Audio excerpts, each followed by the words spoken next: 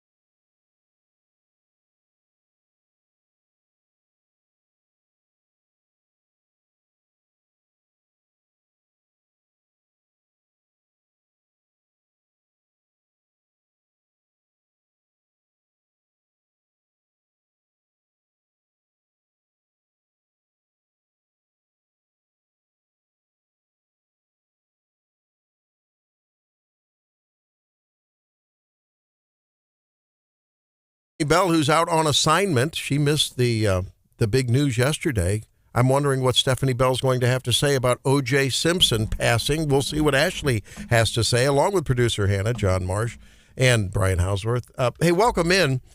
Before anything happens, there's been a lot that we've been talking about, ladies and gentlemen, about this Ethics Committee investigation into the Speaker of the House. And I want everyone to know that 7:35, you can't miss it. Tell your boss if you have an early shift to just take a pause. It's like watching the eclipse, because the attorney, the attorney for Dean Plocher is going to join us, right? Representing Dean Plocher, who is the Speaker of the House, running for Secretary of State. He'll join us at 7:35. Yeah, and it's his first time speaking out about the investigation. So, and we don't know what to expect, but we have reason to believe there may be some bombshell news coming. So we'll see. And if you're at work and your boss doesn't want you to go sit in the car, with your radio on, pop your earbuds in, download the app, go to the website. There you go. Lots of ways to listen. If you're sitting at your desk in a state office building, because, full disclosure, the guy coming on is former state representative and GOP activist David Steelman. David Steelman will be on at 7:35, representing Dean Plocher. And in the hearing, he represented in the Ethics Committee hearings, former Speaker of the House, Rod Jetton, down from the Boot Heel area, who was quite a prominent player in Missouri politics in the late 2000s. What was he, 5 to 9, somewhere around there, right, John? I mean, he was... Yeah. So now, Ashley, have you been following this? I have since this morning. Well, the thing is, there's a lot of drama here because there are people who support Dean Plocher and said this is much ado about nothing. There are people who absolutely want to see him out, including, interestingly, Adam Schwadron, who happens to be running for, wait for it, Secretary of State, and which is also the office being sought by Speaker of the House Dean Plocher. Right, that's what I mean. Yeah. So, and I think the argument could be made that the investigation taking this long isn't making Dean Plocher look the best, and in an election year, that's not really what you're going for. So, curious to see how this plays out. We'll have to see. Plocher is from down in the St. Louis area. I love it here. In my show notes, the producer Hannah says she has it spelled out phonetically. Da pair. Thank you. I lived about 10 miles from there. Okay, my whole life until I was 40-something years old. Behind the scenes here, okay, I had to ask Brian Hauswirth how to pronounce that this morning, and I said Des Pears. Oh, so that's it. River Des Pears. Yeah, I screwed it up, and so I wanted to make sure you didn't. I took the bullet for you, Randall, and here you are. No need to take a bullet for me. Do you know what else is interesting? I'm just looking over at Randy's notes. You have his highlighted and words written into it, and I just have a blank one. You should take that as a compliment. I take that as yet another put down. No, I'm trying to be helpful. Yeah, right. The old boy needs help. I know. Yeah. We know how to do this. Right, John? Don, we know what this is about. We know that. Now, this is just another example of producer Hannah in very sometimes subtle ways and sometimes in not so subtle ways hammering me. She's very motherly to you. Yes, She's and very Lord knows I motherly. need Yes. every woman who's in She my takes life care of needs you. to take good care of me because I can't take care of myself. Now, we have other good things happening. Lisa Meyer, who really did a fantastic job, rose to, in one night with one speech at the Boone County Lincoln Days with the GOP party. She, in one night, at one speech, when she said, if you're not voting, you're part of the problem. Yes. And she runs for councilwoman now, councilperson, Ward 2 in Columbia, and she's elected. She was sworn in last night, and she'll be joining us at 8:08-ish, or 10, around there. Lisa Meyer. She'll be with us as well. And your calls and texts, welcome all morning long. Going on in the news, of course, O.J. is dead. Some are saying, ding dong, the murderer's dead, right? Others saying, like Ron Goldman's family, we didn't get accountability. We really never got it. They got it in the civil court. They didn't get it in the criminal court. And we'll be talking about that, I'm sure, all morning. And there's Brian Hauswirth. What's you wearing your red this morning? What's it say? Remember everyone deploy. Oh, you just spelled it out there. Yeah, I got this shirt when on Veterans Day this past year. I was out at Columbia College, and Columbia College, of course, has just a very patriotic school, and they had a big event. A lot of students actually were there, and they had quite a bit of veterans there. And I remember they were providing a couple shirts to the people who covered it, and proud to wear it. And Hannah got one too. And it's a good school, but yeah, that's what I'm wearing. And see, we have to spell it out because Ashley, I'm going to tell on her. That's okay. So what happened was I have one red shirt. Okay. And I have a meeting this morning, and I couldn't be in a T-shirt for a meeting. Well, I So wasn't I'm so even going to sorry. call you out for that. One of the last times you hung out with us. It's been a few times ago now. When Randy wore no red? Well, yeah. No, it was red. It was off air. It wasn't on the show. Uh-huh. It was bright and early. Dark 30. Ashley gets Oh my here. God. She's sipping her coffee, and she goes, "Oh, Randy didn't wear red to remember everyone deported." I was so tired that day. I was so tired. Like, Ashley, please don't say that on air. Well, but wait a minute. I think There's a lot of truth to that, though. I think there's worthiness to that. In Michigan, radical left Democrat Governor Gretchen Whitmer is handing out $500 a month in cash to anyone who accepts illegal aliens into your homes. Isn't that nice? She's calling this scam the newcomer rental subsidy. In other words, she's calling illegal immigrants, many coming from jails, many coming from mental institutions, many are terrorists. She's calling them newcomers. America is going to be strong, powerful, and rich again. When I'm president, instead of asking you to cram illegal aliens into your homes, I'll tell the illegal aliens that they must not come into our country. They have to go back to their homes in their countries. One way or another, we will send them back to their own countries. We will have the largest and most efficient deportation effort in the history of our country. There you go. Maybe Do it we does still get stand the for $500? Maybe it does stand for remember, or maybe we should say riddance to everyone deported. Bye-bye. Okay. Now, a little bit about, I think, when do you want to talk about the Ashland track and sports complex down there? 6:35? I think. All right, let's talk about it now. Let's talk about it now. I think we probably should Let's mention talk about real it now. quick because a lot of people are interested. And Let's talk about it now. And then we'll talk at 6:35 about how Hannah beat me up, but I recovered overnight, and I'll explain details on the story. You had If you it saw coming. it on the Wake Up Mid-Missouri, I couldn't. I mean, finally, she got tired of talking at Randall, this and that. Finally, she had her way and just beat me mercilessly yesterday. Not really. I'll tell you, had the it details. coming. I'll tell you the details of that story at 6:35. Now, this flap that started, we talked about it yesterday morning about the stadium and track construction update project that was going to happen now, interrupting the season for the soccer and track and field. And then the school superintendent, Tim Roth, issues a statement yesterday. Tell us about it, Brian. District and Dr. Roth issued a statement. I encourage everyone to read the statement. I've got a detailed story up, 939theeagle.com. I link to both statements, not just the 9-paragraph statement from the district, but I also link to, there's a woman named Joy Ahern who lives in Ashland, and she's a parent of the soccer team and a parent in that district, and she's, just to say the least, she's furious, and that post went viral. So in a nutshell, What she is saying is that the season basically it's ruining. There's a kid with cancer on the team. She says they're not be able to have their night there, senior night, and it's ruined basically what has happened. She also says that the contractor has not fulfilled their obligations. Joy Ahern said that several times in her post. She's referring to Septagon Construction. Very unhappy with their performance. They are the contractor there. Now the district, and this gets a little complicated. I'm trying to sum it up as best we can.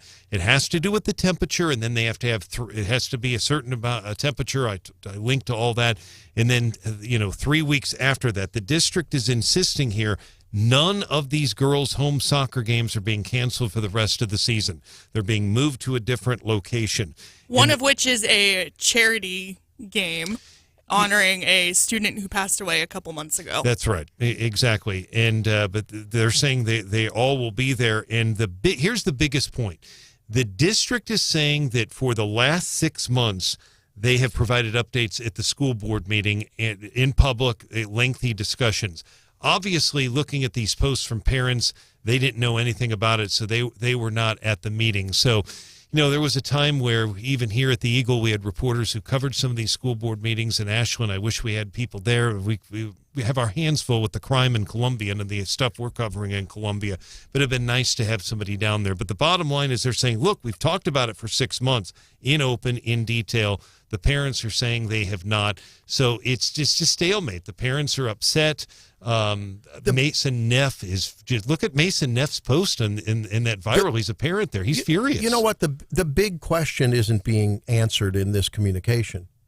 Why hasn't it been done now? And allegedly this happened in consultation with the spring sports teams coaches, and they decided to do it now, hopefully finished by the end of April. Why not wait till summer? That big question stands out there, and it's not fully answered here. I know it is, and understand this, and I don't get it. Okay, let me try to answer that because people keep asking questions on this, and we're trying, Randy, to do the best we can. The school district spokesman, Matt Sharp, did not return my call, so all we have to go with is a statement. I don't like statements. I don't like them, but we don't have that answer. I hope Matt calls in and can answer that.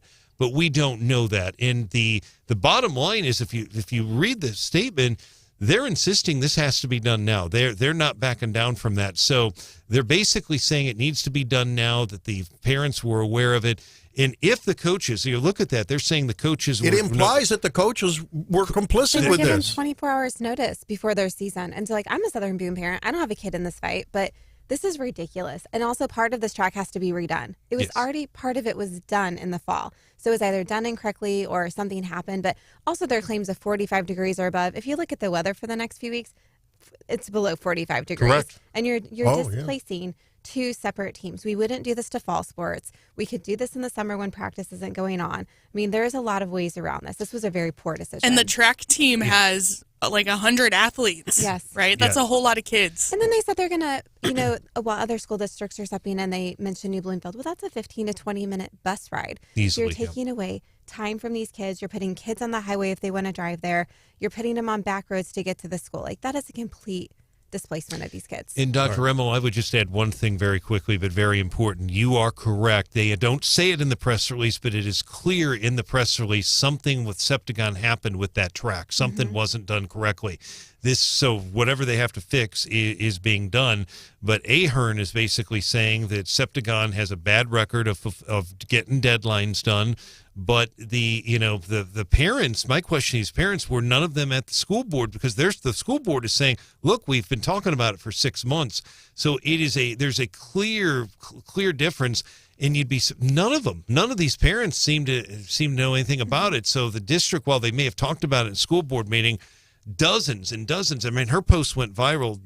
They say they don't know anything about it. Yeah. Well, so and that's where we're at. I don't think the soccer coach would have scheduled things like senior night and a game honoring a student that had passed away. So is that as home games, knowing that this was a possibility? I just don't see that happening. Hey, Hannah, are you saying that this communication is disingenuous? That in fact the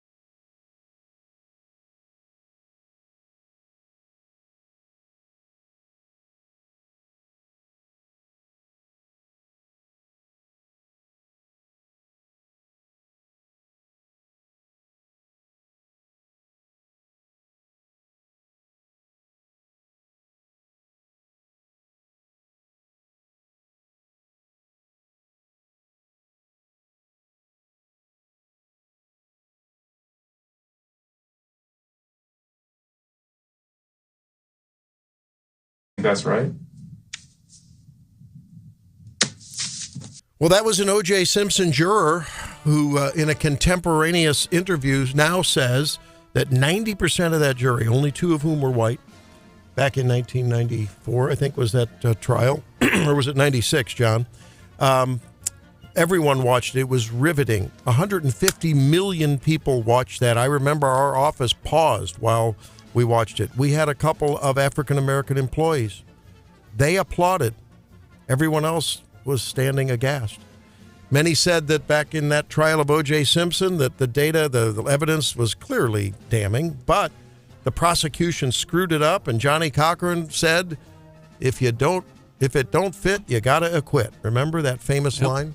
That was his line, wasn't it? O.J. Simpson dead at age 76 of prostate cancer yesterday, and really at a time when I think a lot of people were thinking that the wounds of slavery and Jim Crow had mostly healed. It wasn't too much in the news until Rodney King. Mm-hmm. And then O.J. Simpson, that big chase came along, and it turns out that probably that jury was just getting some reparations, some judicial reparations. Was he still in jail when he died? No, he had served time, I think, for a bad some kind of a deal, a shakedown in New Orleans, in Las Vegas, right? In Vegas with a it was a pretty big deal, kidnapping and roughed up some guys over some memorabilia. Yeah, and of course there continues to be a witch hunt for Mike Johnson. I mean, there's a growing movement within the GOP ranks again now to go after him as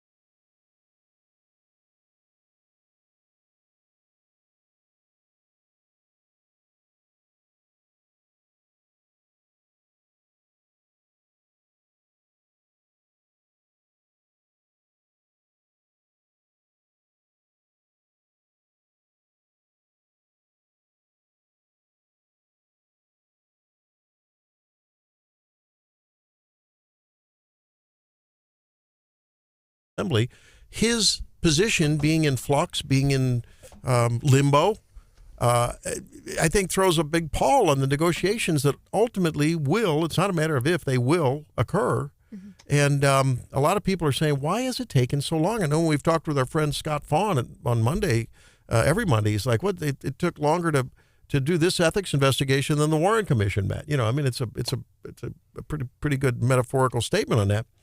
So what do you think might be coming down when they take that long to do an ethics investigation, Ashley? That's a good question because it's really not clear still, like what happened. Yeah. So I don't know. There's a lot going on here and it's taking a long time. So either there's not enough information or they're backing down a little bit and just haven't announced, like, we don't have the information needed. Well, we hope that Mr. Steelman will shed some light. Of course, he is representing Dean Plocher. Mm-hmm. So that, of course, needs to be factored into everyone's analysis, right? Yeah, That's sure. one side of the story. And sometimes, John, maybe most of the time, there's the rest of the story, right? Very good promote ahead. But yeah. Yeah. There's been a lot of questions leveled about Dean Plocher and the money that he returned and the campaign angle on it with Lowell Pearson and David Steelman acting as his lawyers. There's some pretty powerful cats who've been around this before. Like you said, David Steelman's time with Rod Jetton and all when he went through his trials and tribulations at the Missouri Capitol. So, we've heard the street talk ever since this first came down.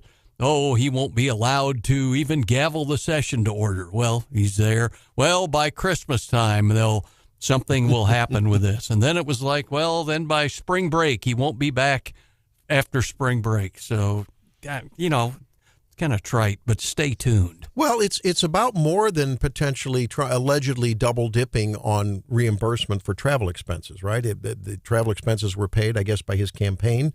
No, and trying to step outside, allegations Right. of trying to step outside the normal bidding process and retaliating against staff, et cetera, Right. et cetera, firing a whistleblower. So there's been a lot there. A lot of allegations made against Dean Plocher. Which is strictly against any kind of ethical, moral, and legal construct, right? If someone's whistleblowing, they're pretty much untouchable. Yes, At least I they know are. at a federal level. I Yes, think they it are. happens on every level, right? So, but then again, politics is such a sharp elbows game to begin with, and it's become so hateful, who doesn't have a skeleton in their closet except producer Hannah? No, But the rest of nothing. us, right? That's right. That's why right. people are voting for her daily on Best of Columbia. That's right. Really, they are. I mean, the votes just keep, I don't know what the votes are, but I imagine the votes are just rolling in because every day people can log on to InsideColumbia.net. They can log on to 939theeagle.com and then navigate there and vote for producer Hannah for Celebrity Air Talent of the Universe. Right? Isn't that the category? I think the title of the category changes every day, but What is the official category? I think it's on-air personality. You think it is. You know it is. But I like celebrity extraordinaire talent of the universe. I think that's good. right. And our show is up for that award as well. So we would appreciate your vote there too, should you be so motivated. So I don't know. I mean, they talk a lot about how good people don't want to get into politics. I'm not saying that the people that are in politics are bad people, but I mean, how many times have you heard people be asked on the street? Maybe you ask a friend, someone you really think, hey, you ought to run for office. Like, not in a million years. Because of stuff like this, right? Yeah. Because even if you're doing all the good things, somebody's going to come at you for something. Yeah. Always. I mean, I ran a hospital for a little while, and I can tell you, you do your vetting by meeting with people that Yeah. represent vendors, Sure. not one, not two, but three. You present the data as you see it. Yep. And you make an endorsement because that's what you're supposed to do. If you're a leader, you have to, right. you're the leader of an organization. Yes. You have to make a recommendation. Your board doesn't have to vote for it, That's right. And that's why you bring a committee together too, Right. right? Like not just one person saying, I recommend this, but Right. several people being on the same page and going to that board and saying, I recommend this person. Last week's hearing, according to this story, says last week's hearing appeared focused on Plocher's efforts to steer the House into an $800,000 contract for a software company called Fireside to manage constituent information. Well, okay, he was engaging in unethical and perhaps unlawful conduct, according to a nonpartisan legislative staff. Well, and the allegations were leveled that he had stepped outside the mandated bidding process to do this. Yeah. Well, no. Has anyone defined what that is? I mean, we'll have to ask Mr. Steelman. Well, I mean, how did he stay within the bounds? Because even the appearance of impropriety can get you in trouble. That's right. We know that when it comes to recusing yourself, if you're, Stephanie's talked about it, being on council, in Ashland. If she has a conflict of interest, you acknowledge it. That's right. That doesn't mean you can't participate in a discussion. Sure. You just get it out in the open. That's right. And maybe you don't vote on it. Yeah.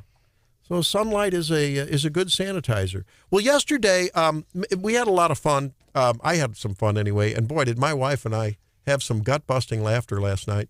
Oh boy.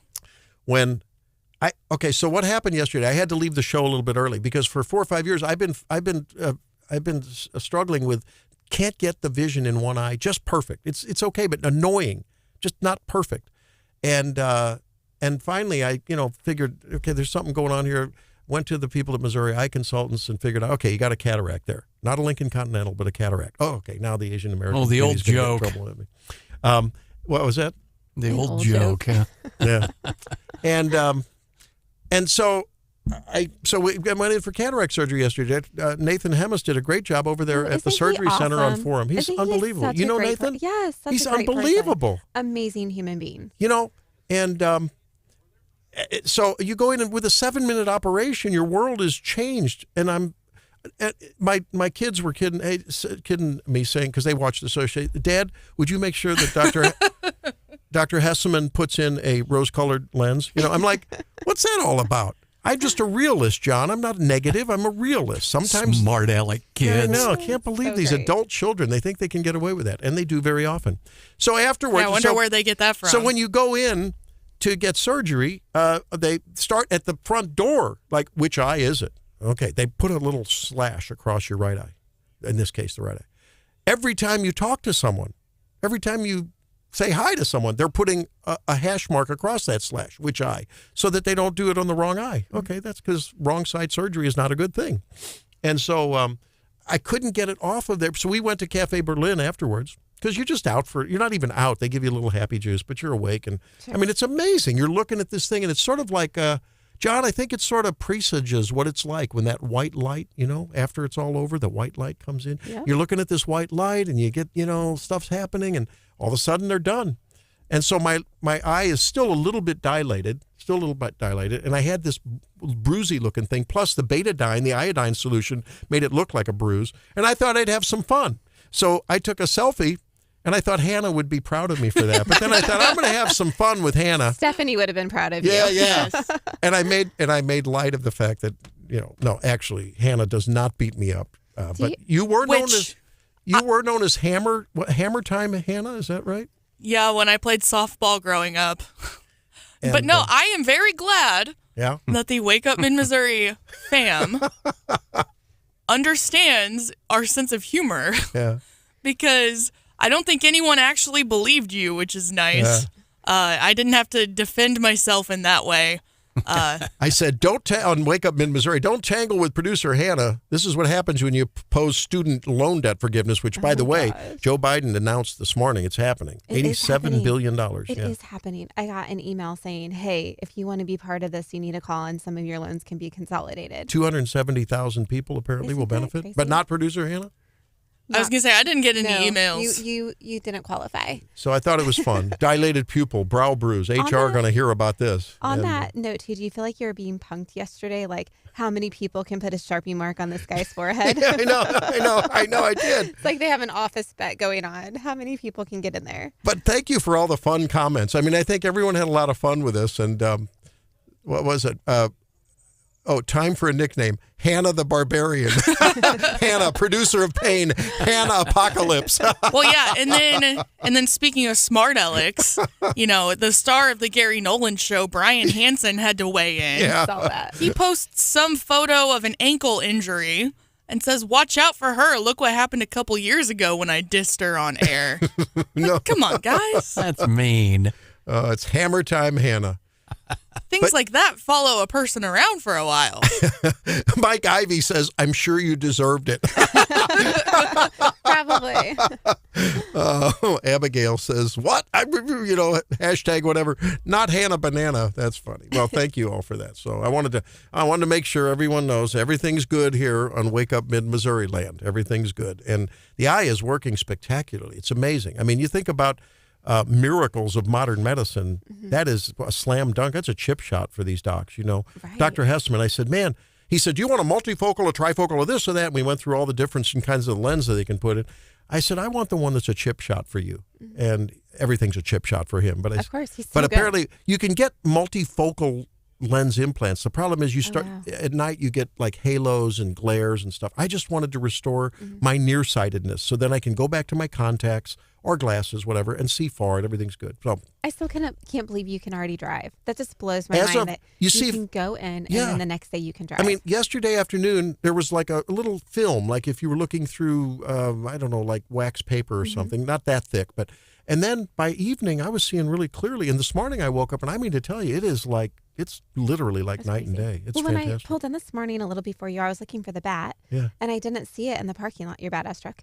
And I didn't see the bat out there, and I thought, oh, his wife will be driving here this morning. No. And then here, 1 minute later, here you come. I wanted to drive home, but she wouldn't let me. I'm like, come on. I mean, I'm a man. I'll drive home, by golly. Yeah, and that's also why men don't live as long as women, right? Statistically. And you know what? I was disappointed because afterwards we went down to, we went to Cafe Berlin, and we visited the artist area down there. There's a really cool... what's the name of the coffee shop down there? I don't know. There's so many of Great. them. And then a guy that has a vinyl record shop, Jesse, down there. We walked in. It's called King Theodore's LP shop or vinyl shop, and Theodore's the name of his dog. And Anthony Wilroth's aquarium place is there, and I wanted to walk in and say hi to Anthony. You should have. Because I'm an aquarist from long back, and I want to reset up my aquariums again. And I didn't know you were into astrology. I'm an aquarist. Oh, yeah, this is the day of Aquarius. No. I'm also curious, though. Did your wife let you get bacon at Cafe Berlin yesterday?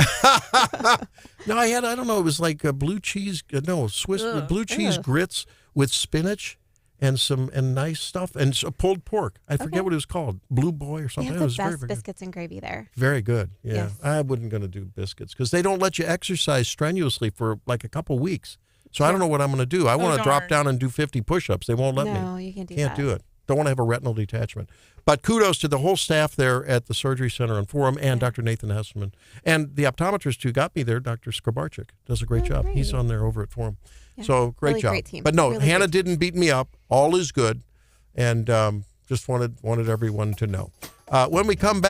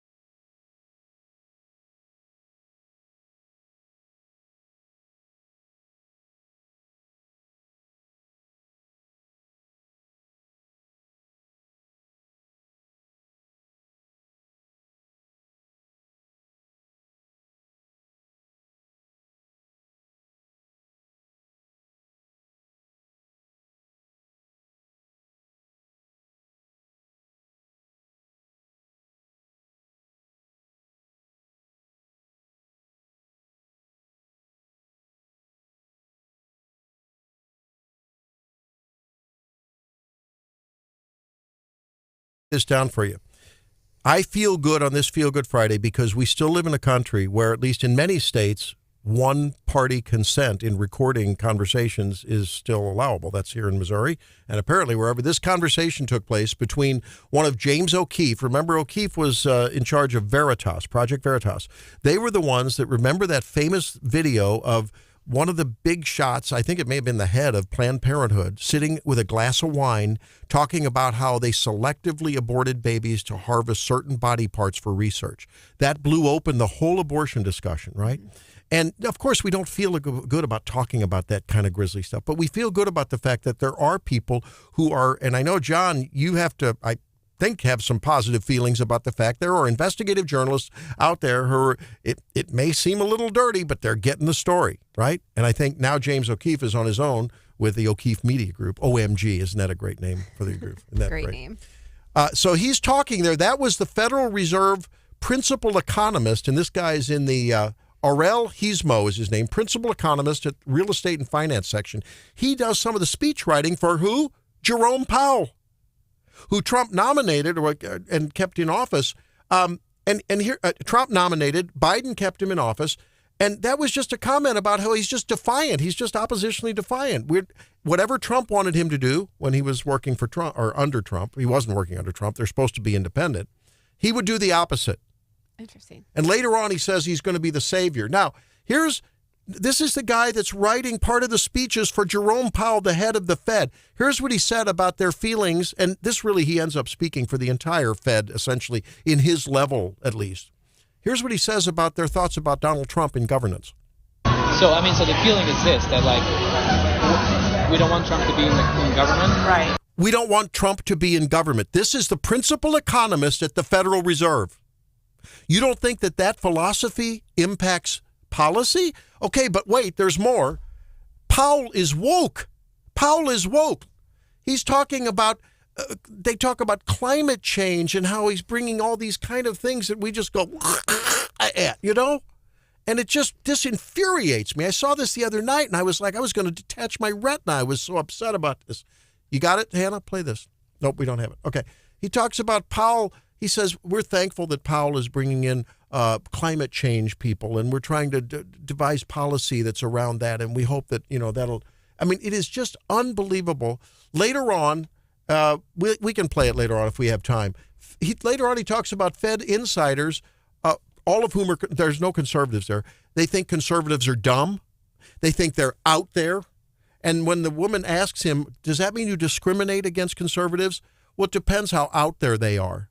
These are, you think there isn't a deep state? There is.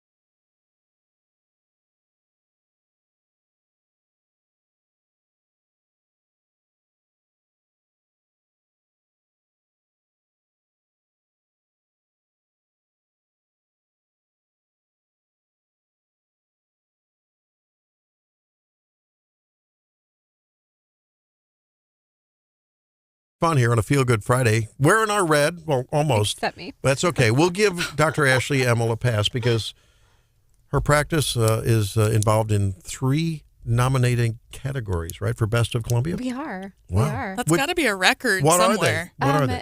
Best chiropractic office Yep. in the wellness category. Volunteer for myself for True North, and then best place to work. Really? Yeah. How about that? What makes Good it for the you. best place to work? We're an awesome team. Oh. We are the best place to work. We have the most fun. Paid family leave, daycare on site, forgiven student loans? No? We've been known to bring our kids to work. I wish we could forgive those student loans. I bring my kids to work. Sammy comes to the office once in a while. See? She's hanging Yeah, out she with was us here a couple now. weeks Yeah, ago. it's good. I think people like seeing a family atmosphere in a medical office, Yeah. I know if you're at a big, consolidated place, you probably can't do that. There's some kind of rules against that. Sure. No, we're pretty lax at the office. Yeah. If you've got to bring your kid for whatever reason, we bring our kid. Compass Chiropractic and Wellness. There you go. You can vote every day, but only once a day for Ashley or her practice. Or what is it? On-air celebrity talent of the universe. Yeah, something Hannah, like that. Hannah, producer Hannah. And our Wake Up in Missouri, should you please. Best of Columbia. And that is on InsideColumbia.net, of course. Great magazine. I love the production values in that magazine, Inside Columbia. As well as you can, of course, if you're on 939theeagle.com, you can get there as well. So, John, there's a story about Lieutenant Governor Kehoe is heading down to the border, right? And I don't think it's to get some Tex-Mex food. Well, maybe that too. Yeah, the word we got out of the Lieutenant Governor's office is Mike Kehoe's headed to McAllen, Texas tomorrow to meet with those deployed Highway Patrol troopers and get an update on Operation Lone Star. He'll be down there with the state's Director of Public Safety, Sandy Karsten, and Highway Patrol Commander Colonel Eric Olson making the trip because they've got some deployed guardsmen and some deployed troopers down there. Looks like a good political opportunity, but I think, anybody who knows Mike Kehoe knows he's genuinely about public safety, folks, in the Guard. Well, and they've been down there for quite a while, haven't they? The first batch of guardsmen have been down there since last year, and then this recent batch just went down. Gosh, when was it when Governor late Parson February? went down Early earlier? March. Earlier this year. He joined several other governors in sending folks down there. I think Governor Huckabee Sanders down there in Arkansas has done the same. A lot of Midwest and I think Southeastern governors have done that. So I think it's really great to see the states muscle up and do what the feds aren't and won't do. Yeah, that's right. It's great. That's right. Yeah. That's great. And we'll see. Perhaps we can get him on, get a report after he's down there and see how things go. We should check in with him, get an update. That'd be good. Yeah. The other thing to point out about that is that the governor did put money in his proposed budget for obviously border security and guardsmen and women to be down there. And Cody Smith and the committee kept that money in there. So basically the governor's recommendation is there. We'll see what the Senate does. I have a feeling that it's probably going to end up in there. It will. And Brian, even though it's a Feel Good Friday, we have to report what's going on in the world and the state and our local area here. Another homicide in Northeast Columbia. The irony is I was actually in the office listening to the scanner, and I was working on an interview with Jill Schluty that she's going to be on the CEO Roundtable tomorrow, and she's going to talk extensively about violence. And about 8:50 last night, I could hear frantic scanner traffic. I mean, frantic. And I heard shots fired, police rushing to the scene. They called for a helicopter. And Columbia Police have not released a lot on their Facebook page. I do link to it on KWS.com, 939theeagle.com, but through Mitch Kaminsky, and certainly I could hear it on the scanner too. Mitch Kaminsky was on scene. There was a man who was killed last night, shot and killed on Premier Lane. That is near, if you know where Como Smoke and Fire is in the food corridor on Route B, it's near Brown Station Road. It's east of Highway 63, so it'd be north part of Columbia, northeast Columbia.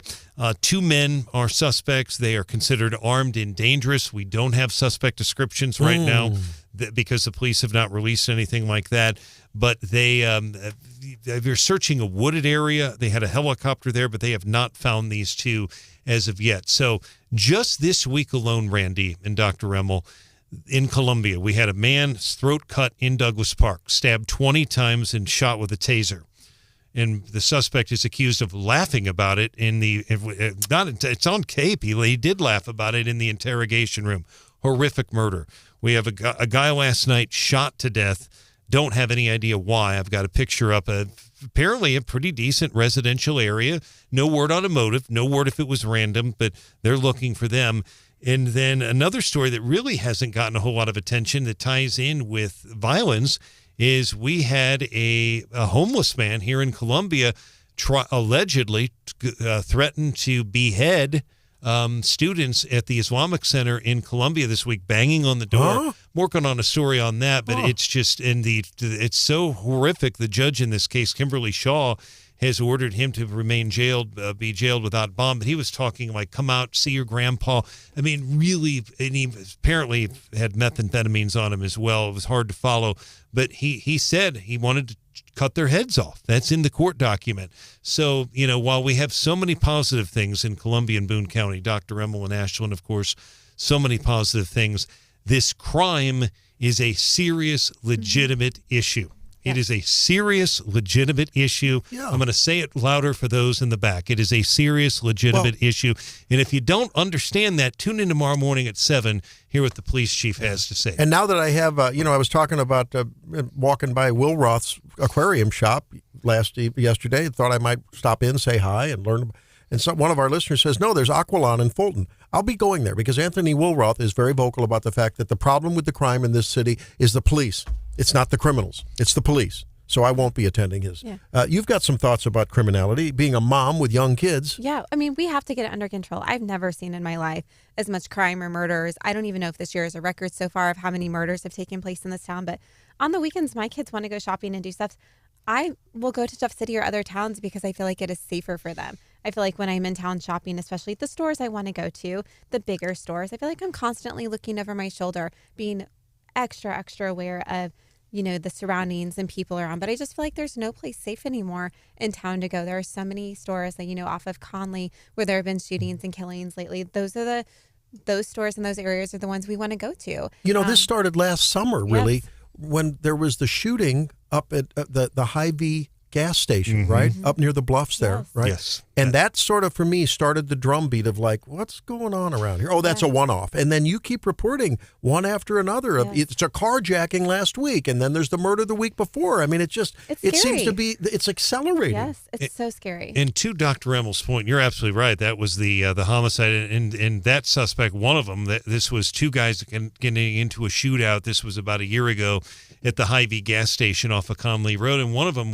is running out, escaping from the police, although they found him with body armor on through the Columbia Country Club. Imagine seeing that, and they did capture him. Yeah. Hey, let's take a call on this, okay? And see what Gary has to say. Gary, you're on Wake Up Mid-Missouri. Welcome in. Good morning, gentlemen and ladies. This problem's all going to be solved. The mayor's going on another international trip to get ideas as to how other cities are ran, and she'll come back with solutions. So just hang on for another week. Oh, that's right. This will all be solved. Yeah, those Europeans have it. And in fact, I have an interesting story on that, which I don't know if we're going to have time because we're going to be talking with the counsel for Speaker of the House, Dean Plocher, under intense ethics investigation at 7:35. But I have interview. My son sent me something from Reddit. Thanks much for the call about the Swedes and how they have welcomed in the immigrant hordes, and how now Swedish law and order and public safety is out of control. There was a 39-year-old man who was killed in front of his 12-year-old son, and it gets into this discussion of inviting people in that don't conform to the values of a country, and we all know what that means. Those of us listening to those of us who Brian reports about have no clue what that means because we've lost our bearings.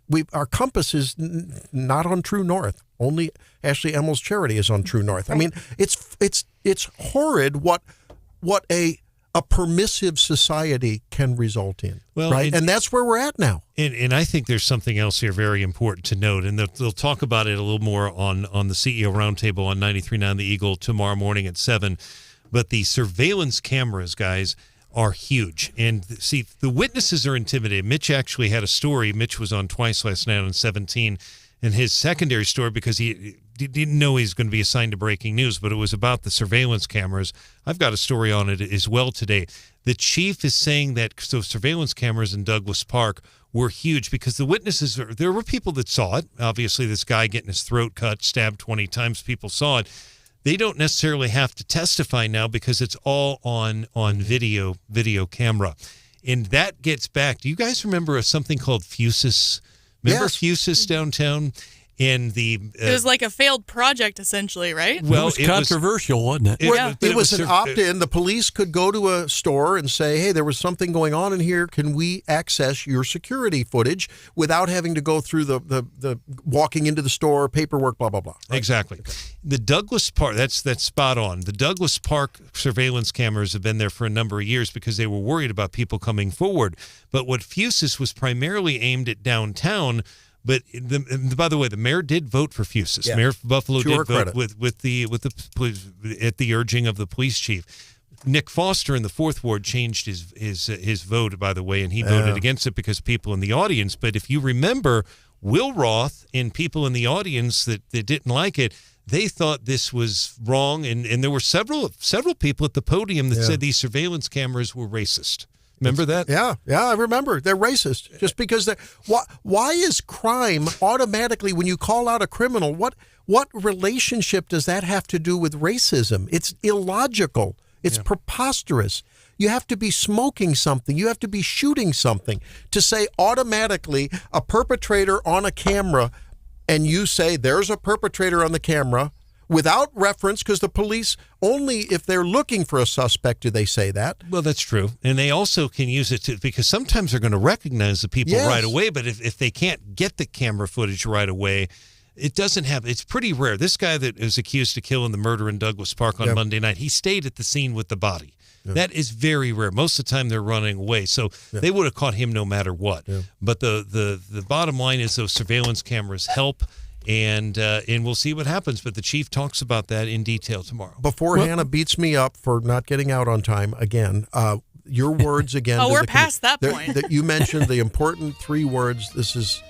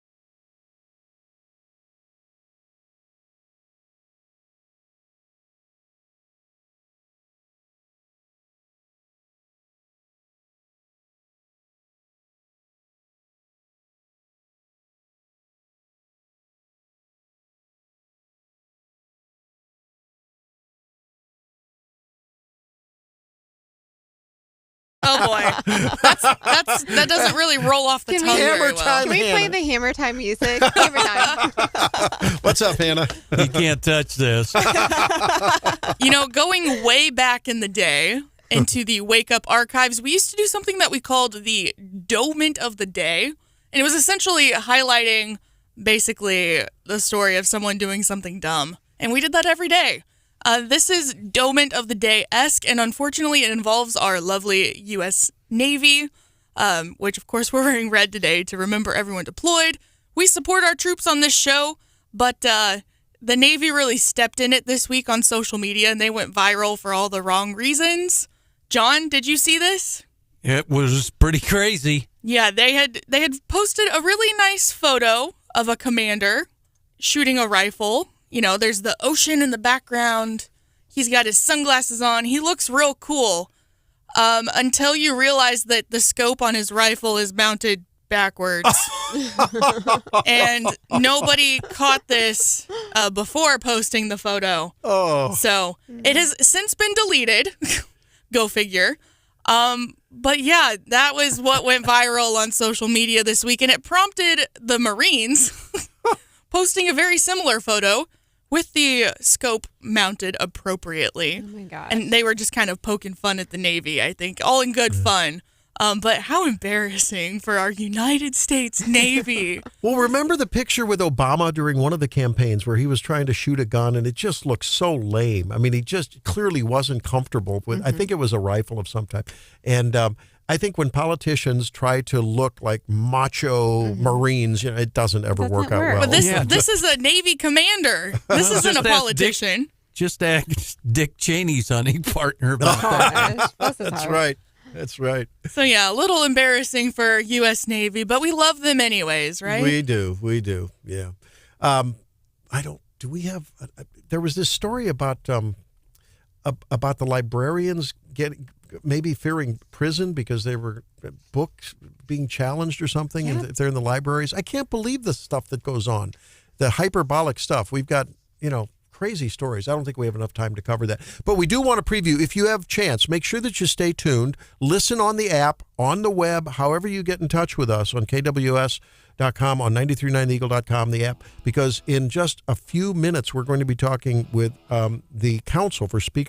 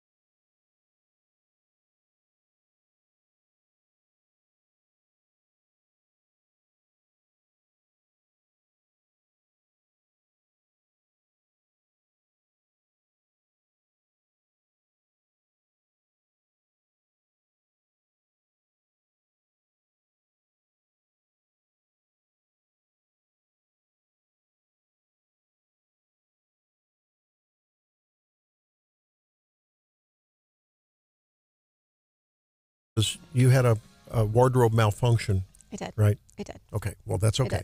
Thanks for joining us, though. Thanks for Stephanie having Bell's me. out on assignment. She'll be back on Monday. And of course, we have our red on because we remember everyone deployed on Fridays. And my red says, "Friends don't let Democrats be friends don't let friends be Democrats." Now, we have Dean Plocher's attorney. Of course, Speaker of the House Dean Plocher is under Ethics Committee investigation for a number of allegations. And has been for a while. And David Steelman joins us now on Wake Up in Missouri. Welcome into the program. Glad to be here. I have no red on, though, so I feel a little bit like an outsider. Well, we want you to feel at home anyway. So here's a big virtual hug as you join us in the big Wake Up Mid-Missouri family. So, look, Scott Fawn likes to jokingly say that the Ethics Committee investigation has gone on longer than the Warren Commission that invested John Kennedy's murder. And there's, of course, a lot of speculation. Why is that being dragged out? What impact will it have on the Speaker's ability to lead as the Speaker? And okay, you want to give us some inside stuff on what's going on behind those closed doors in the Ethics Committee hearing? Well, you've actually just summed up the whole problem pretty well. You used the word speculation and you used the word closed doors. It's always interesting to me as a community of people who listen to politics and are interested. We have to learn the same hard lesson over and over, which is that secrecy never works. If I can just be a little philosophical for a minute, and I hate to be quoting Lord Acton, but you know his famous quote, "Power corrupts and absolute power corrupts absolutely." Well, he has another quote, which is that everything degenerates in secrecy, even the administration of justice. And so what you have said is that there has been a 7-month secret investigation, except when somebody on the staff wants to leak something so that the press can speculate, to use your word, that there is actually something going on. And I'm not stupid. I'm a little simple, but I'm not stupid. I wouldn't be here if I wasn't absolutely confident, now that I have seen the evidence, I've done my own investigation, that there is nothing there. And that for 7 months, basically the entrenched staff of the Missouri House trying to maintain their kind of, the unions used to have their no-show jobs, basically to have their no-show jobs not disrupted by someone, Speaker Plocher, who actually wants to reform them. And that's what's going on. There is no there there. It is a secret thing that has allowed speculation. And if I can say one thing, because I know you all have questions and I don't want to be accused of a filibuster, but I want to point out 2 facts that nobody can deny. When I got into this, which had already been going on for a while, Dean's also represented by a very fine lawyer in Jefferson City, Lowell Pearson, I was naive because I got into it, I looked at the rules, and I said, well, who is the chairman? And they said, well, the chairwoman is Hannah Kelly from Wright County, who actually, showing you how long I've been around, I served with her grandfather in the Missouri House. Fine people. Well, Representative Kelly's from Wright County. I'm from Dent County. I thought all we need to do is we fellow stump jumpers can just sit down, pull out the rules, show them where they're operating outside the rules, show them why this should have been dismissed months ago, and they would listen to us. So Lowell and I do our lawyer thing. He does most of the hard work, prepare this brief, go in to the committee, and we ask for 15 minutes to show the chairman and the committee why they're not following their own rules, how that is damaging people, how that's adding to the leaks, adding to the speculation, which will all be proved to be just speculation. Remember, there's a 7-month investigation. What do you think the response was to can we have 15 minutes just to show you the rules? Tell us. Anybody want to guess? 0. No, you cannot have 15 minutes to actually talk to us about the rules. Now, again, I was naive. I thought even if they disagreed with us, and you really can't, they would want to hear our position on the rules. But they didn't. Tell you another part of this so-called investigation that I'm sure when it's all said and done, they will brag about.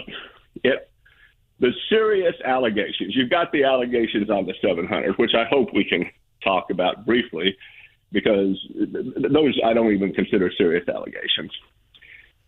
The serious allegations have had to do with a software contract being sought by a company in a contract with the state of Missouri for constituent management.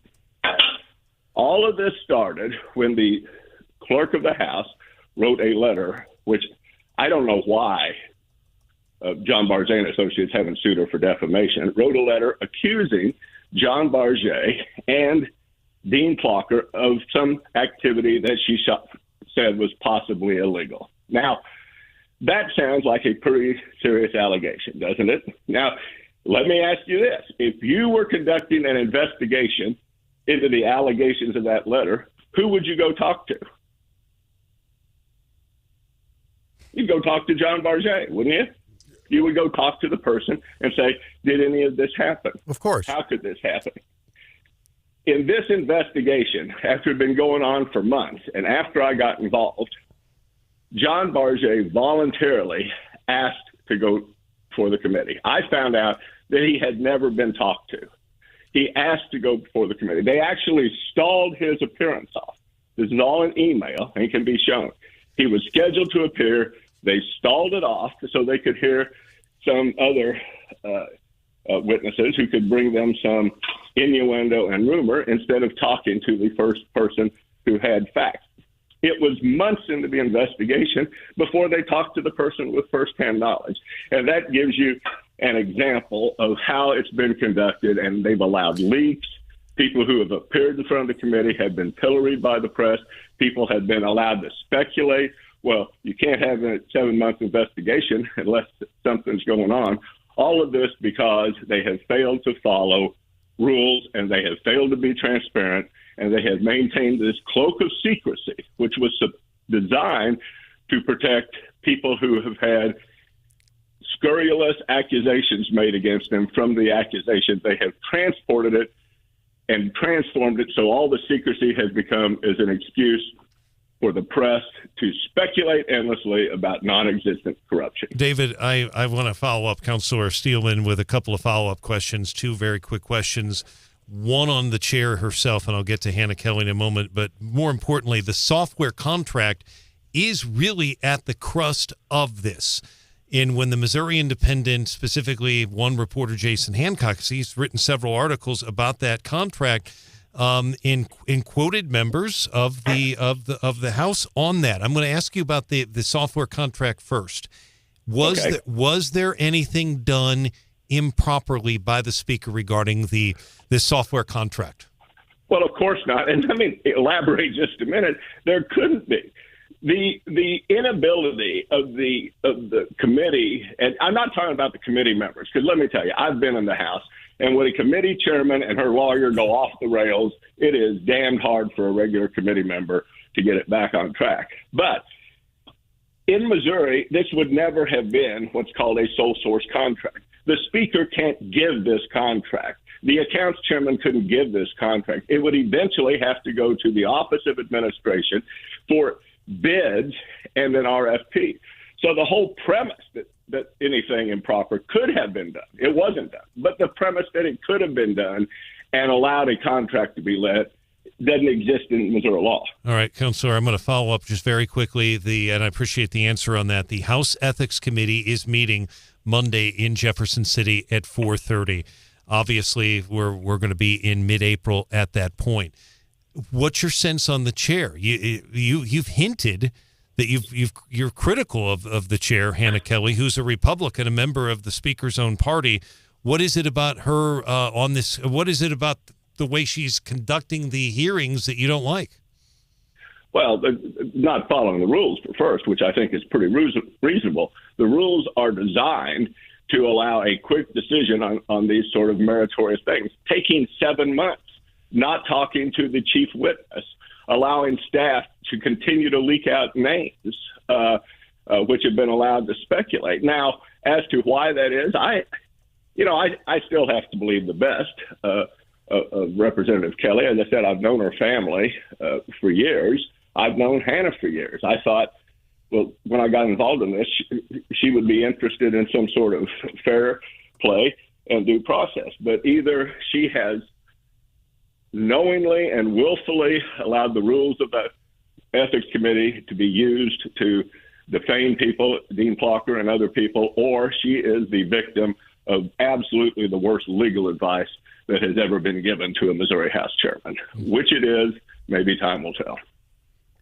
Dave, you've been involved in these things before. We think about the hearings going back to Rod Jetton and the allegations against him. Heck, we watched the long, drawn-out ones with Eric Greitens and all. I think for the list, and your time behind closed doors at the curators at Mizzou, can you talk to the listener briefly about how these kind of hearings go down and what they being a closed-door thing that the general public isn't seeing?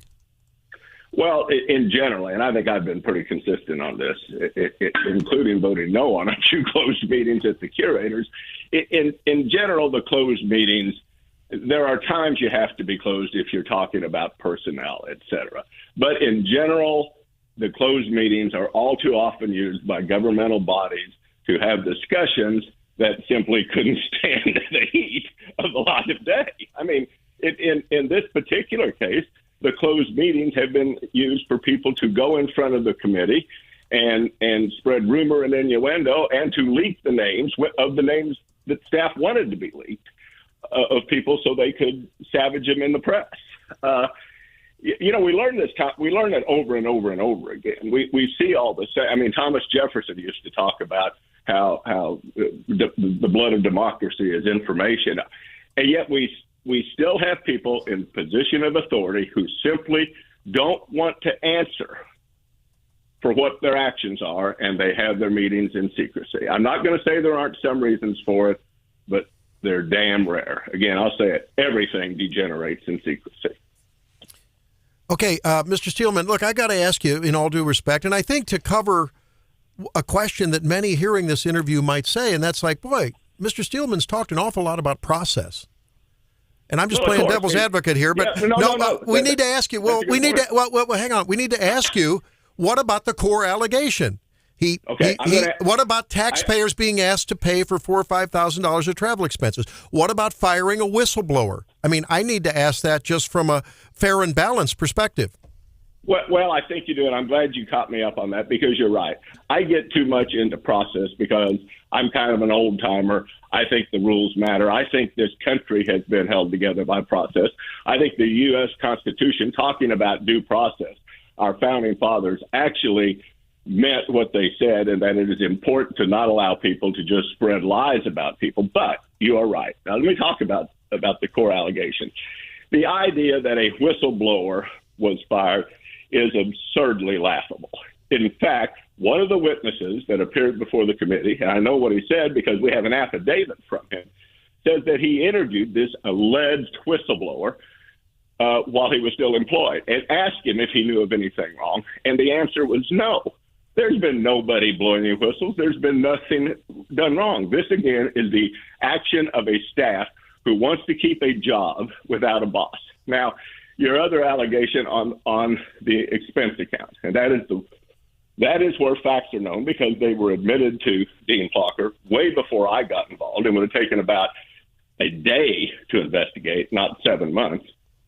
It was amended. Now, let's talk about that. Have you ever heard of anyone amending their tax return? Yeah. You know why people amend their tax returns? Because mistakes get made.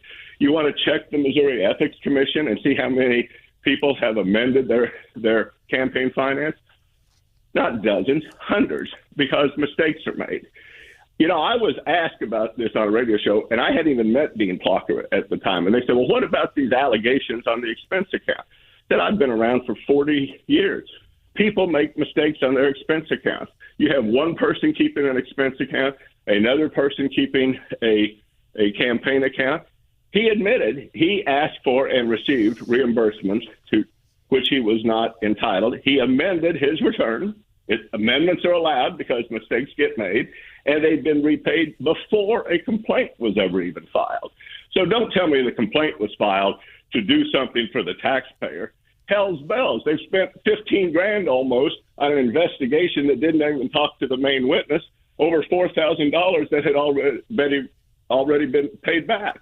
There is nothing to these core allegations, as I think you will find if and when the committee ever reaches a conclusion. So just to summarize here, David, I have 2 yes or no questions. One, did Dean Plocher use campaign funds to travel to conferences? I don't even know the campaign funds because those are private. This is about a 700 reimbursement.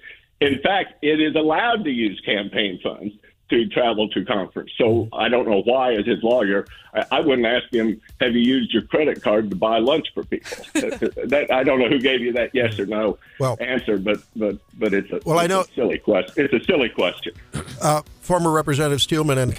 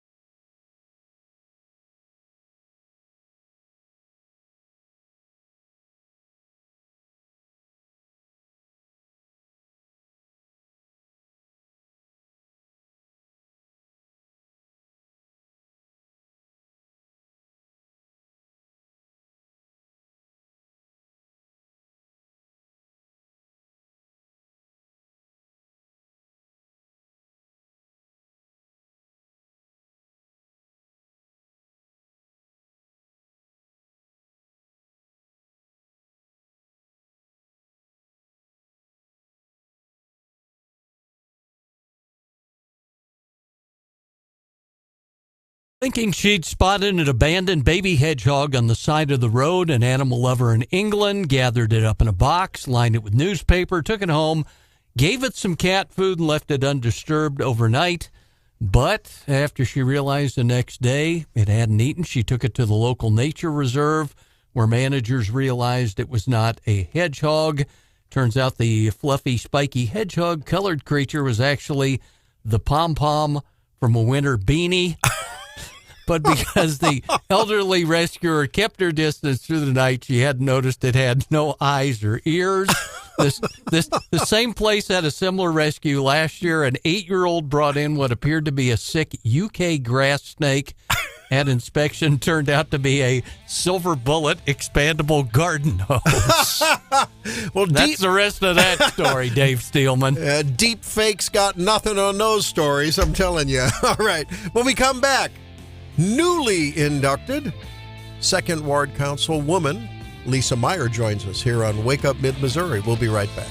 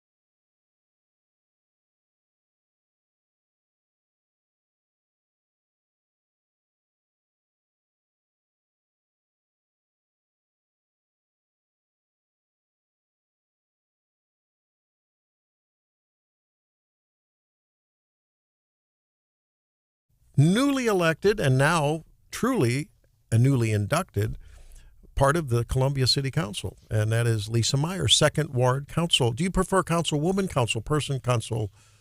What do you prefer? Lisa. You prefer Lisa? Mm-hmm. Okay, yeah. I like to be called Randy, too. Okay, well, that's good.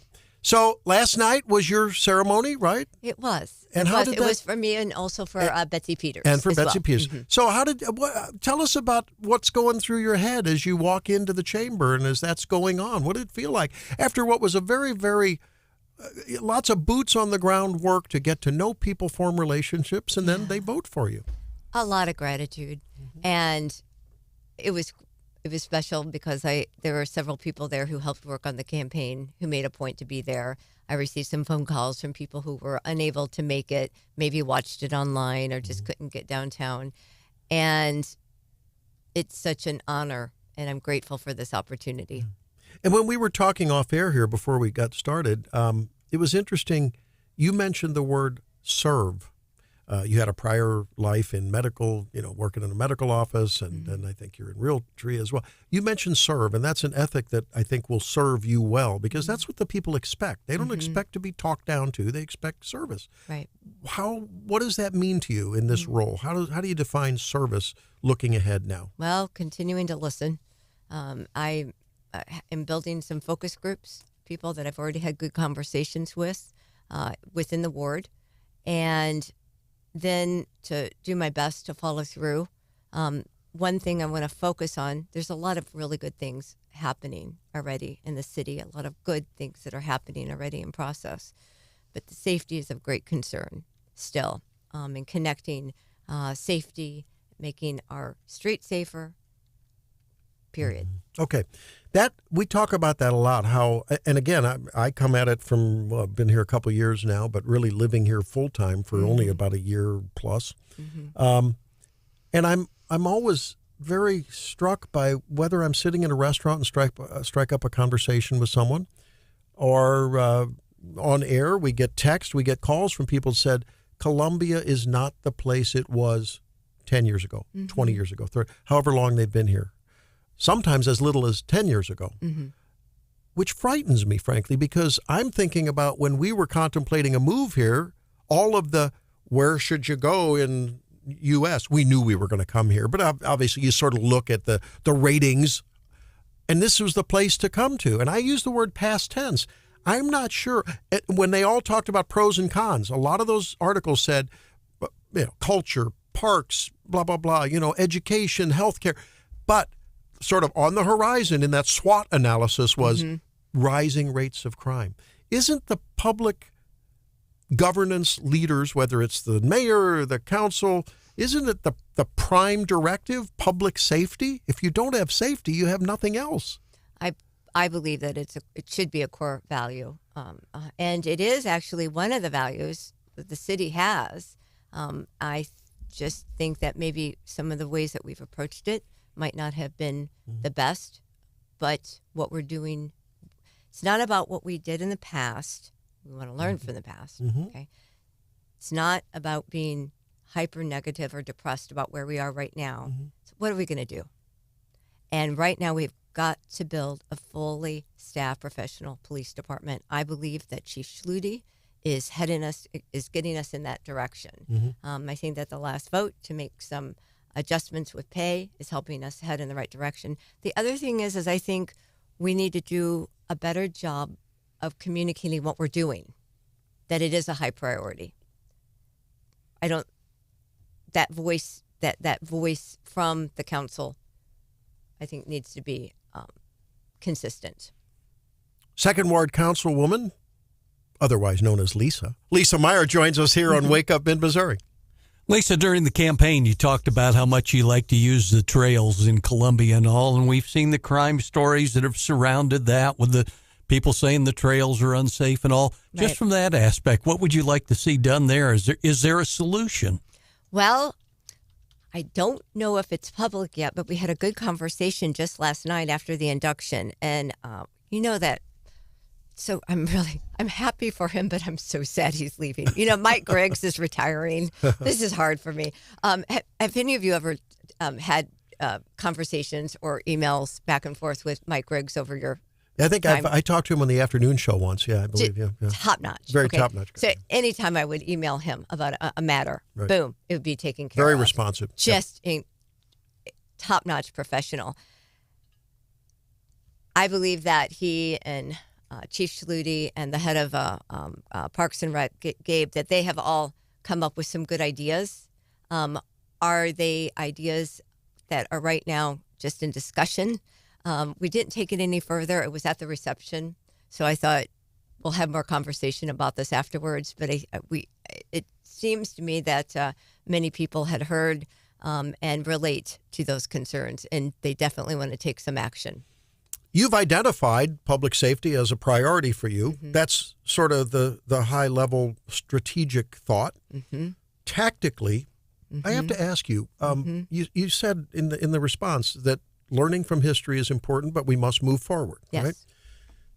Rudy Giuliani turned a chaos-ridden, in the way of Batman, style, terrible criminality in the early 90s, turned that city around with a policy called broken windows, where low-level criminality was not ignored. It was not coddled. It was not enabled. It was dealt with. I'm talking about people in the street who would run up and take and remove people's windshield wipers. Happened to my mom and dad. Oh, now you want a new windshield blade? Oh, I'll sell you one for $20. That happened. That was then Rudy said, no, we're not going to put up with that because that leads to escalating violence by a swath of people called criminals. Sure. What do you think about nurturing, planting seeds of, encouraging a broken windows policy in Columbia, Missouri? Good question. I think that I would like to read his policy before I actually comment on his policy, because you talked about Mayor Giuliani, an Italian. He ran an impressive ship when he was there. I can take that to what I can relate to now is I think that there's a lot of truth in just what you said.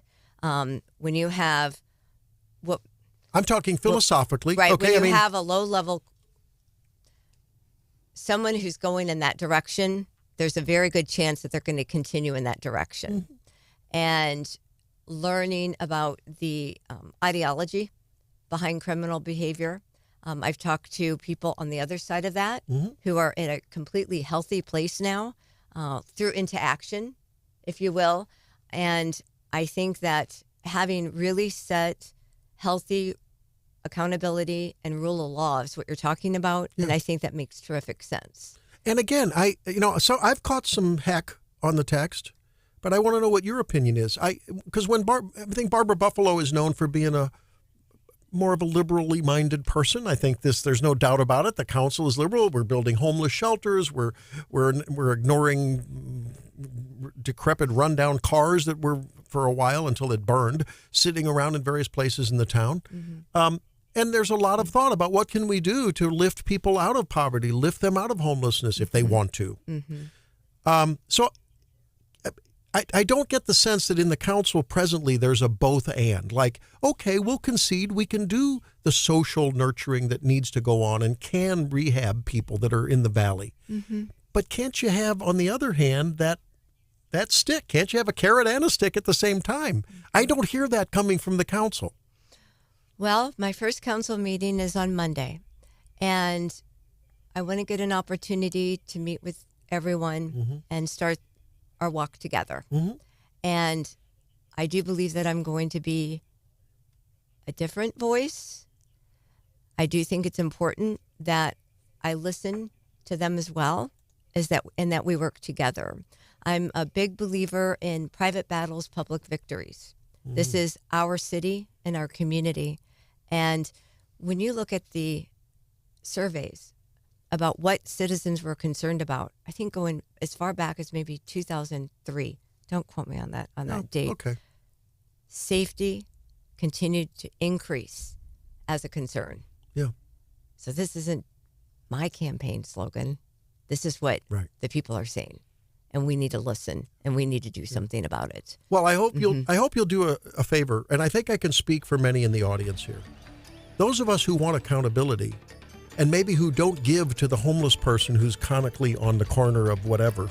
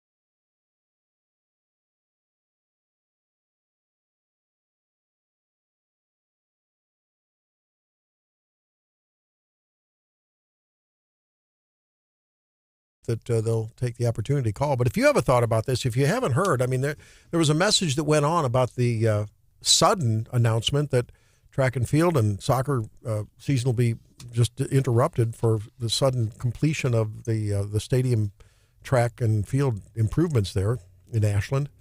And I don't know, Tim Roth implies that the communication process was going on with spring sports coaches to discuss the timeline and potential challenges, I'm quoting, and that the track surface may pose that for practices and home events.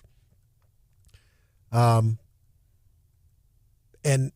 then later it says the timeline from some of our coaches to our student athletes, there have been some lapses, and for that we sincerely apologize. In a way, it might be read as saying throwing some of the coaches under the bus and taking a little bit of responsibility. But wow, all of a sudden parents are going to have to figure out how to get the kids to off-site classes and stuff. Well, Joy calls us now. Let's hear from her. How you doing, Joy? Thank you for calling in to Wake Up Mid-Missouri. Thank you. Good morning. So what do you think about this? I mean, it sounds like either one of three things, right? Either the coaches didn't know about it, they knew and were afraid of retaliation and didn't say anything, or, they agreed with the process, right? I mean, I don't know. What do you think's going on here? Yeah, I think it's actually option 4, which is they were involved in the discussion in like December or January with no time frame given. And so my understanding of the conversation, both from a school official and from the coach, so this is pretty undisputed, is that the track coach and the soccer coach were consulted during the winter and asked, hey, if we can be first on their list, do you want to go ahead and get the track fixed? And of course, that at the time to them meant that it would be at the beginning of the season, and that would get the track kids back on the track for their home conference meet, districts and beyond. So both coaches agreed that was the right thing to do for the track kids. Unfortunately, we are past that point now. There's no getting the track kids season back. In fact, the track kids have even said as much and let the school district know that their season is already lost at home, and they don't want to be an excuse for the district to take away another season for another sport. All right. Well, this is a parent from the Southern Boone District. We have another parent who's co-hosting this morning because Stephanie's out on assignment. Ashley Emmel, Dr. Emmel from Compass Chiropractic and Wellness joins us. What are your thoughts, Ashley? Hey, good morning, Joy. So, I have a lot of thoughts as a parent. Of course, the school has to make hard decisions. We know that every day. I think this one was really unfortunate, but how do you feel as a parent, that displacement I'm reading, track will maybe go to New Bloomfield a couple of days a week to practice at their facility. Well, that's a pretty far way to travel, especially if you have drivers, high school level, driving that road or getting on the highway to do it. And then how do you feel and what are the plans for the remainder of the soccer season? I know they said that we won't lose any home games, but where will they play those games? And do you feel like they're going to lose some of that momentum of having that home field advantage? Well, as far as the track kids go, they aren't driving. They're being bused, and the bus, that arrangement is 2 times per week, and it's only if they don't have a track meet on a Tuesday or Thursday. So far, they have had track meets on Tuesdays. So although track season started early March, they've only gone twice to New Bloomfield. The rest of the time, they're largely just running on the streets in Ashland. So that solution was far less ideal than I think how it was presented. As far as soccer season goes, we actually don't know. We travel to Hannibal today and are in the Hannibal tournament today and tomorrow, and we don't know where we'll be on Monday. Our athletic director was contacting other area schools and asking if we can use their fields for practices and games for the remainder of the season so that nothing needs to be canceled. But of course it impacts momentum. Our home crowd won't be the same. With that said, our girls are really trying to stay focused in the face of all of this adversity and lack of support from the district. So, and they're a talented team. The Missouri Soccer Coaches Association power rankings just came out. We're number 4 in the state. So, we're going to do everything we can to support them, and they're going to try to stay focused. But it's really unfortunate that the district wasn't behind them on that. I'm confident in this Feel Good Friday that the parents of Southern Boone will make this into a positive. They're going to make lemon into lemonade and teach resiliency and the fact that, whether it's good faith errors, whether it's overt sinfulness that people will do, folks are going to run across that in their life. And I'm sure that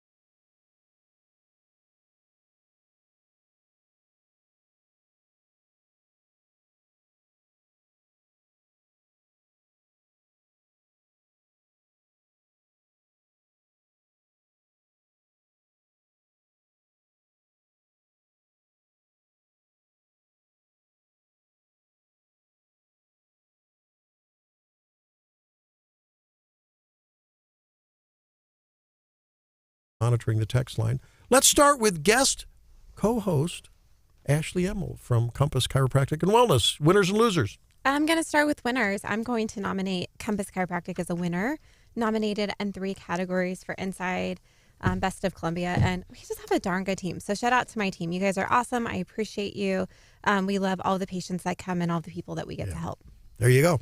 No losers? No losers. Okay. Not even It's a feel-good Friday. Southern Boone District? I will not do that to Southern Boone, even though choices were made, but I still love my school district. A shout out to Southern Boone most of the time. The always diplomatic Dr. Ashley Emmel. Okay.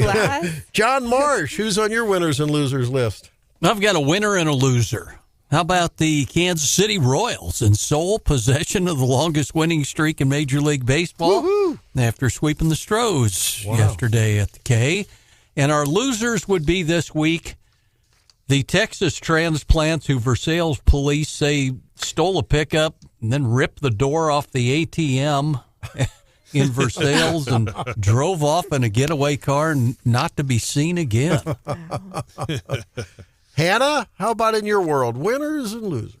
Winner of the week, Governor Mike Parson. He announced this week that he was granting $5 million in equipment grants to Missouri law enforcement, fire departments, and EMS providers. I thought that was pretty big for the state. Governor Parson, obviously, big supporter of first responders and kind of putting his money where his mouth is on that with a total of $5 million. That'll go a long way for departments in Missouri. I have another winner of the week. And Randy, I'm surprised you didn't want to play this earlier. This is a conversation about transgender athletes. This is about a 30-second clip of a zinger a transgender activist got put in their place. Yeah. My point is, Riley, that Let me say something. I understand how hard it is to be a woman and that you fought so hard to be a woman, and I have so much empathy with that, so I can understand why it is so upsetting when, in your view, someone who isn't a woman comes along and says they are, because it undermines all of the history of what women have been through. Yes. But that's not a trans woman's fault. That is men's fault. Men are the problem, not Dylan, not trans women. Men are the problem. Except trans women, not men. I love it. I figured you would. That's beautiful. And then I do have one loser of the week, and it is very tongue-in-cheek. Yeah. And it's endearingly a loser of the week, if that's a thing. Whoever with the United States Navy posted the photo of the commander shooting a rifle with a backwards scope on it, and posted it, didn't catch the error. Yeah. And then how about the armorer who put the scope on the weapon and handed it to the light commander, knowing he wouldn't notice? True. What were they thinking? Oh, my So United States Navy, I'm sorry, but that was kind of funny. Brian Hauswirth. Randy Tobler and team, I've got 3 quick winners. Number 1, CPD, for the work they did. Again, a very difficult week. We had a murder, obviously a guy threatening to behead people at the Islamic Center. I mean, just a very crazy week again, and they were out and about all the time. I can't tell you how many other chases I heard on the scanners. So the men and women, down 37 officers, doing a great job. We appreciate you very much. MU Healthcare and Boone Health, Randy, both of them obviously compete against. They do. They compete against each other, but I was at the Board of Curators. I was not at the Board of Curators. I was at the Ready Board meeting this week. He later went to the curators. Nim Chania presented a detailed report, and both of those, even though they compete with each other, they're going to try to into these other communities that lack the health care. Both of them in Mexico, both of them in Booneville. And for those who don't know who Nim is, can you? Nim Chania is the vice chancellor at the MU Healthcare, one of the vice chancellors of the University of Missouri, and the top person at MU Healthcare. So I thought that was a big one. And last but not least, Justin Oldred. Justin Oldred is a county commissioner here in Boone County. He represents you, Ashley, down in Ashland. We don't hear from him that much on the show, but I was at the Ready Board meeting this week, and he was talking about ARPA, and he was talking about growing up, and I've never seen him choke up before. He talked about the fact he was adopted, and he broke down. He actually he started crying a little bit, and it was very emotional for him. So I thought that was very courageous. Talk about him being adopted and his background. And not only that, I thought he gave a very detailed presentation about housing and the ARPA money as well. So Justin Aldred, a former radio reporter at Carrollton, KMZU, where I used to work many, many years ago, he is also one of my winners of the week. Do you have any losers? He had one last week, and that was almost a first ever. You've set a precedent now that you are capable of having other than rose-colored glasses. Yeah. I understand that. I think, I'll just leave it at that. I'll go with the winners this week. Right. I do have another winner. Yeah. Caitlin Clark. I almost forgot. Yeah. Of course, if you don't know who Caitlin Clark is, you've had your head in a hole in the ground. But she played for the Iowa Hawkeyes, all-time leading scorer in NCAA history for either men or women. She has announced she's going to the WNBA draft, and this week also found out that the Iowa Hawkeyes will be retiring her basketball number. Wow. So no one will wear the basketball number of 22 again at Iowa. I thought that was cool. That's awesome. That is awesome. I have an interesting assemblage of winners, and it occurred down in Atlanta, Georgia, when Donald Trump and the Secret Service and his people walked into a Chick-fil-A. And he says, I'll take 30 milkshakes and a lot of chicken for the people there. And then he started talking. He started, in a lovingly way. One of the gals had a little nose ring on. He said, what's that? What's going on there? She endearingly said, well, they laughed. And by the way, these were all African Americans behind the counter working. And he had the most endearing event with them. And he was joking with them. And you could just feel how relatable the man was. And then there was the moment where I think it was a patron, it may have been the manager, gave him a big hug. He says, I just need a big hug. She came and just put her head on his chest, and it was a big hug. If Joe Biden would not have been offered a hug, nor would it have been taken if he offered it. And I thought it was a truly relatable moment between people that are allegedly, according to the mainstream media and the Democrats and the progressives, always at odds. And I thought it was a beautiful, beautiful moment. It was authentic and genuine. You could tell it. Did you just make Joe Biden a winner of the week? Pardon? Did you just make Biden a winner of the week? Yeah, no, that makes Trump and the people at the Chick-fil-A down there in Atlanta is one of my winners of the week. Yeah. Lisa Meyer, who we just talked to, is another winner of the week because she said, this is about service. And I said, how are you going to approach it? She said, this is because it's about listening. I'm going to listen. And I just think she's going to really potentially be a big, big impact on this community and the council. I have another loser of the week whenever you're done with your winners. Dr. Nathan Hesseman, who fixed my right eye. Wow. And I appreciate him so much. The whole team over there at the Surgery Center at Forum. I had a fabulous experience yesterday. It was great. And they promised not to let out anything that I said while under a little bit of light anesthesia. I don't know what that meant. That's a good thing. As far as losers of the week, St. Louis University down in St. Louis, they have invited Dylan Mulvaney to speak, a group down there who's a progressive activist group in the student governance.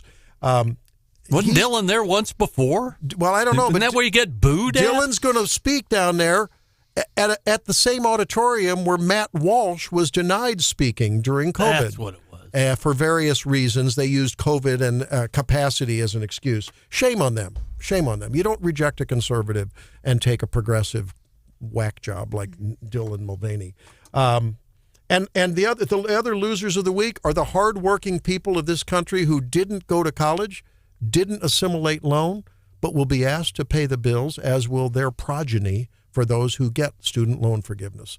They're winners in a big way, but when it comes to this financial hit they're taking to forgive other people's loans, they're losers, and I'm sorry for that. I apologize on behalf of this wayward, rudderless administration. And you mentioned Mulvaney speaking at St. Louis University. Let's contrast that with Bernie Sanders, who was invited to speak at Liberty University in Lynchburg a couple of years ago. He was, even though a lot of the students didn't agree with him, no one interrupted him. They got him water. He was no shouting down the speech. Did you have to? Yeah. Isn't it interesting? Isn't it wild? And you know what? When you think about it, there are increasingly commonalities that are being realized politically. We saw it during the was it 16 or 20 election cycle, when there were a lot of folks who voted, who are libertarian-minded and conservatives, who voted for Bernie Sanders because of his populist nature. They would have voted for either Trump or Sanders. Sanders wasn't in the race finally. But you think about it, I've been seeing all over the Twitter feed, the United Healthcare CEO apparently dumped $108 million worth of stock right before there was some big deal that went down.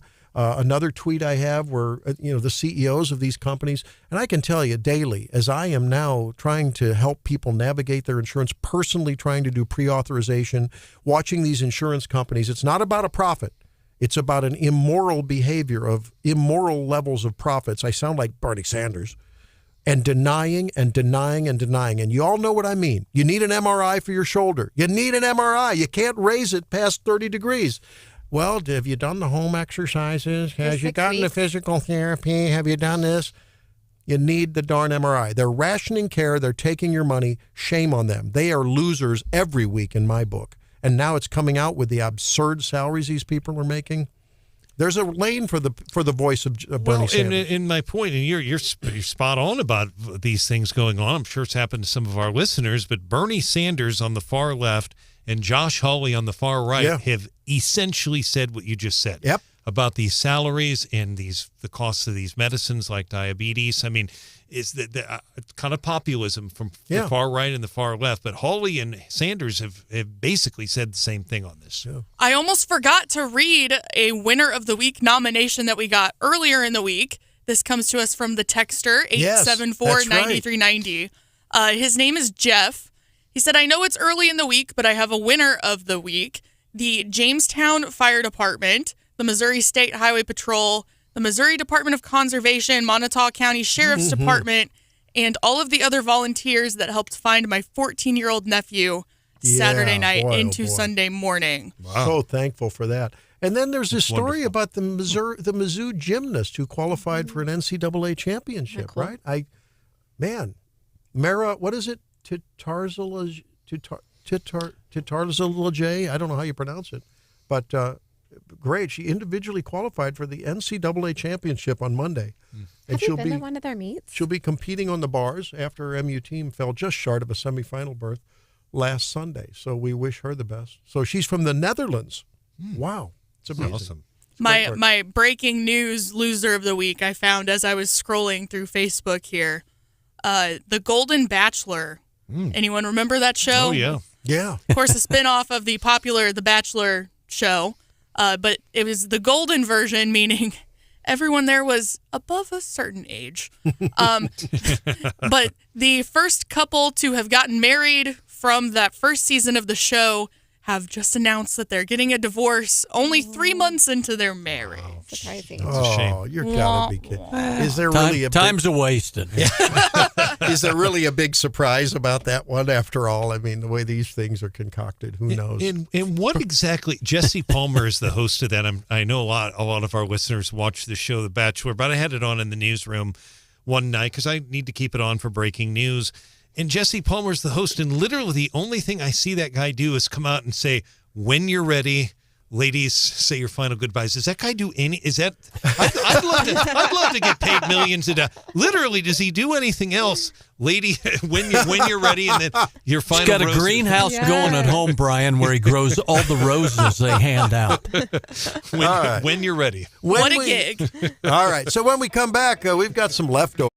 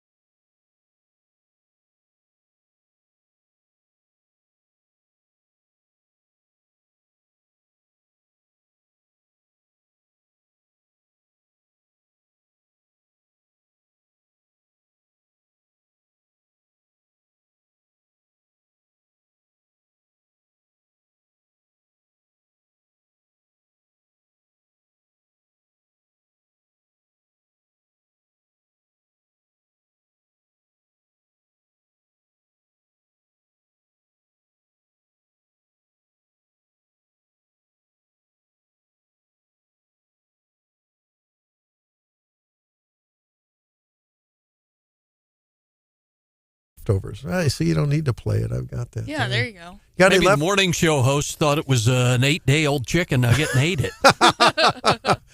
Have you ever wondered exactly how dirty your laundry needs to be to use that heavy-duty cycle? Or when you need to really use the delicate cycle? It can be hard to know what to pick, especially if you're one of us infrequent flyers to the laundry room, huh, guys?